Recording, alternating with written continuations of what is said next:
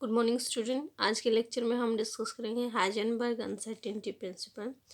देखिए, after the invention of dual nature of matter, एक particle को समझना डिफ़िकल्ट हो गया है। क्यों? बिकॉज क्लासिकली हमने क्या पढ़ा है कि पार्टिकल का जो मोमेंटम है और उसकी पोजीशन जो है उसको आप उसकी ट्रेजेक्ट्री को आप प्रिसाइजली मेज़र कर सकते हैं। बट क्वांटम मैकेनिक्स में हमने अभी अभी पढ़ा है कि ड्यूअल नेचर की वजह से क्या एक पार्टिकल को कैसे डिफाइन कर सकते हैं। ये एक पार्टिकल के साथ एक ग्रुप ऑफ वेव या फिर कहें एक वेव पैकेट एसोसिएट करता है ना, जिसको आप मैटर वेव कहते हैं।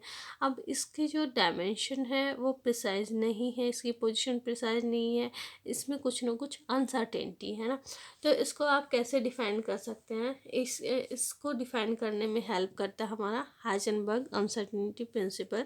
हाइजेनबर्ग अनसर्टेनिटी प्रिंसिपल की जो डेफिनेशन है वो क्या है कि जो पोजीशन है और जो मोमेंटम है किसी भी पार्टिकल का, उसको आप एक्यूरेटली एंड साइमल्टेनियसली मेजर नहीं कर सकते। वर्ड टू वर्ड हम समझेंगे क्या मतलब है। देखिए, पहले कहा कि हम साइमल्टेनियसली मेजर नहीं कर सकते, है ना। साइमल्टेनियसली का क्या मतलब है? इसका मतलब है at the same instant of time, same instant of time, है ना, कि आप जो है साइमल्टेनियसली मेज़र नहीं कर सकते। एक्यूरेटली से क्या मतलब है? एक्यूरेसी से कितना एक्यूरेट आप चाहते हैं, कितने एक्यूरेसी की बात कर रहे हैं। At the two the infinite precision, है ना। इनफाइनाइट प्रिसिजन की हम बात कर रहे हैं कि किसी भी पार्टिकल के पोजीशन और मोमेंटम को एक्यूरेटली एंड साइमल्टेनियस, ये दोनों वर्ड साथ होने चाहिए। Can't be measured. अच्छा, हम कह रहे हैं can't be measured. Can't be measured का क्या मतलब है? क्यों नहीं मेजर कर सकते? Is it a failure of experiment, या फिर हम कहें is it lack of technology, है ना, हमारे पास इतनी टेक्नोलॉजी नहीं है हम मेज़र कर पाएँ उसको। या फिर कहें कि we don't have enough equipment, set of equipment to measure this position and momentum. तो ये क्या चीज़ है भी, हम क्यों नहीं मेज़र कर पा रहे हैं? नो, ऐसा नहीं है कि हम ये लैक ऑफ टेक्नोलॉजी या हमारे पास ऐसे इक्विपमेंट नहीं है जिससे आप पोजीशन और मोमेंटम को एक्यूरेटली मेज़र कर पाएँ। ये ऐसा कुछ नहीं है। It is the inherent property या फिर कहें intrinsic property of nature for this particle कि आप उनकी पोजीशन और मोमेंटम को साइमल्टेनियसली एक्यूरेटली मेज़र नहीं कर सकते। तो एग्जैक्ट डेफिनेशन हम देख लेते हैं इसकी क्या है। Exact definition of Heisenberg uncertainty principal is, है ना। यहाँ पे एक बात मैं बताना भूल गई। यहाँ पे एक बात करें, हम मोमेंटम की बात करें तो कौन सा मोमेंटम, है ना। तो यहाँ पे जो सेट होगा दोनों वो हो गए कैनोनिकली कॉन्जुगेट पेयर। कैनोनिकली कॉन्जुगेट पेयर जो है वो अनसर्टेनिटी प्रिंसिपल में आप देखेंगे जिनका जो डायमेंशन है वो एक्शन का हो या जूल सेकंड जिनकी यूनिट आती हो। जैसे कि अगर आप एक्स डायरेक्शन में पोजीशन की बात कर रहे हैं तो मोमेंटम भी क्या होना चाहिए? एक्स डायरेक्शन में होना चाहिए, है ना। अगर आप वाई डायरेक्शन में बात करें पोजीशन की तो मोमेंटम भी वाई डायरेक्शन में होना चाहिए, ठीक है। या फिर अगर आप लिख दें position in x direction and momentum in y direction, then this multiple should be equal to 0। और इस जीरो होने का फिजिकल मतलब क्या होता है? that we can measure position in along x direction, momentum along y direction accurately and simultaneously, आप उसको मेज़र कर सकते हैं, ठीक है। अगर आप बात कर रहे हैं रेडियल कंपोनेंट में, then delta R into delta P R should be greater than equal to H over H cut over 2, या लिखे delta theta delta P theta greater than equal to H cross over 2, ठीक है। और कौन सी quantity हो सकती हैं? ये हो सकता है delta X delta P X हो सकता है, delta theta delta P theta greater than equal to H cross over 2, या फिर delta E delta T greater than equal to H cross over 2, है ना। तो एग्जैक्ट डेफिनेशन एक बार हम देख लेते हैं। exact definition is it is impossible to measure precisely and simultaneously the position of a particle along a particular direction, है ना। उन्होंने कहा किसी पर्टिकुलर डायरेक्शन में आप अगर पोजीशन की बात कर रहे हैं, then it's momentum in same direction P X with unlimited accuracy, है ना। तो किसी पर्टिकुलर डायरेक्शन में पोजीशन की बात करें, उसी डायरेक्शन के मोमेंटम को आप प्रिसाइजली और साइमल्टेनियसली मेज़र नहीं कर सकते किसी एक पार्टिकल के लिए। तो ये हाइजेनबर्ग अनसर्टेनिटी प्रिंसिपल हमें बताता है। आइए इसका प्रूफ देख लेते हैं। अभी अभी हमने कहा कि जो एक पार्टिकल है उसके साथ एक वेव पैकेट एसोशिएट करता है, और ये वेव पैकेट जो होता है वो नंबर ऑफ वेव्स के रिजल्टेंट से मिलके बना है। हम एलिमेंट्री आइडिया अगर यहाँ पहले दो वेव कंसिडर कर लेते हैं। First is a cos of omega 1t minus k1x, and second हमने ले ली a cos of omega 2t minus k2x, ठीक है। इसकी जो वेव वेलोसिटी होगी वो होगी ओमेगा 1/k1, और यहाँ पे जो वेव वेलोसिटी होगी ओमेगा 2/k2 होगी, है ना। दोनों का जो रिजल्टेंट आएगा वो y1 + y2 हम करें तो a कॉमन है, क्या आ जाएगा, cos of omega 1t minus k1x plus cos of omega 2t minus k2x, ठीक है। ये कैसी फॉर्म बन गई, this is the form of cos A plus cos B. इसका रिजल्टेंट क्या आता है, 2 cos of A plus b/2 cos of A minus b/2, है ना। मैथमेटिकली हमने पढ़ा है, ऐसा आता है।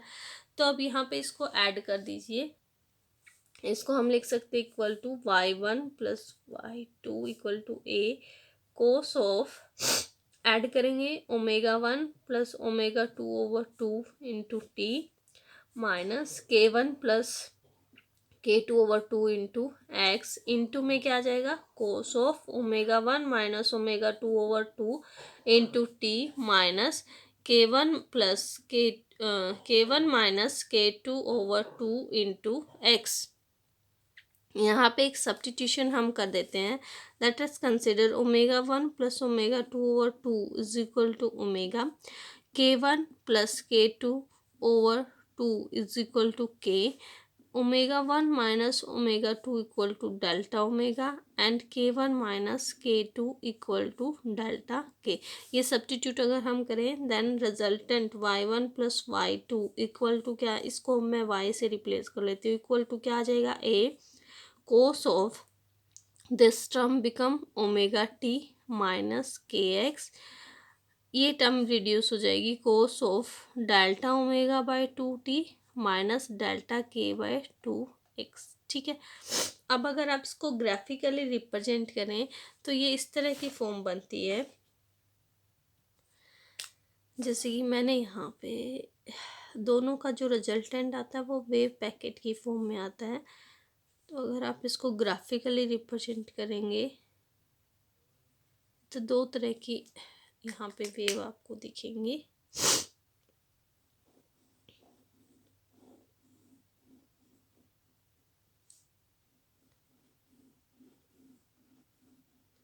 है ना।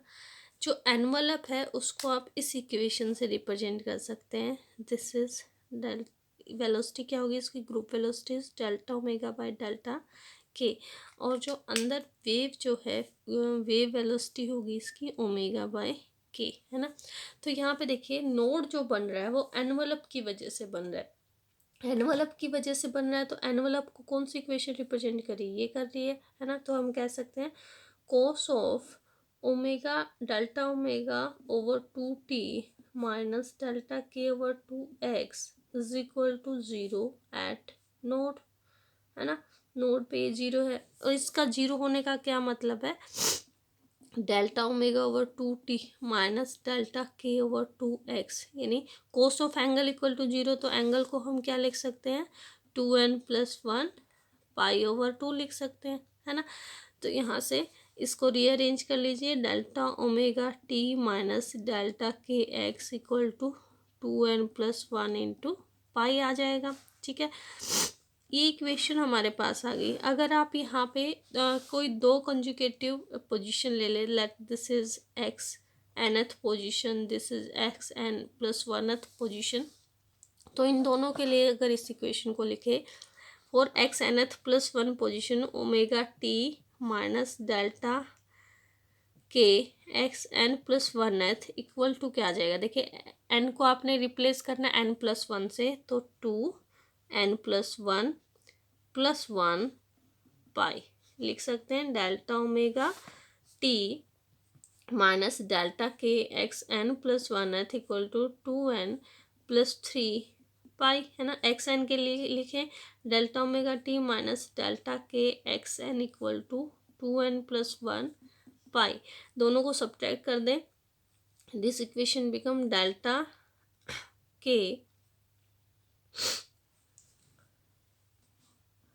दोनों को सब्ट्रैक्ट करेंगे तो ये आ जाएगी आपकी डेल्टा के x N plus 1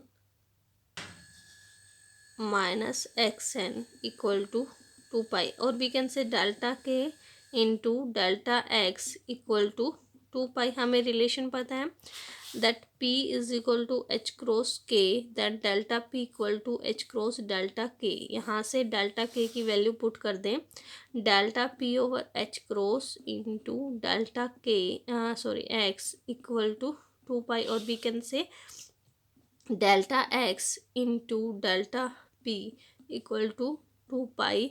H cross को मैंने लिख दिया H बाई 2 पाई, 2 पाई से 2 pi cancel, this imply delta X into delta P equal to H.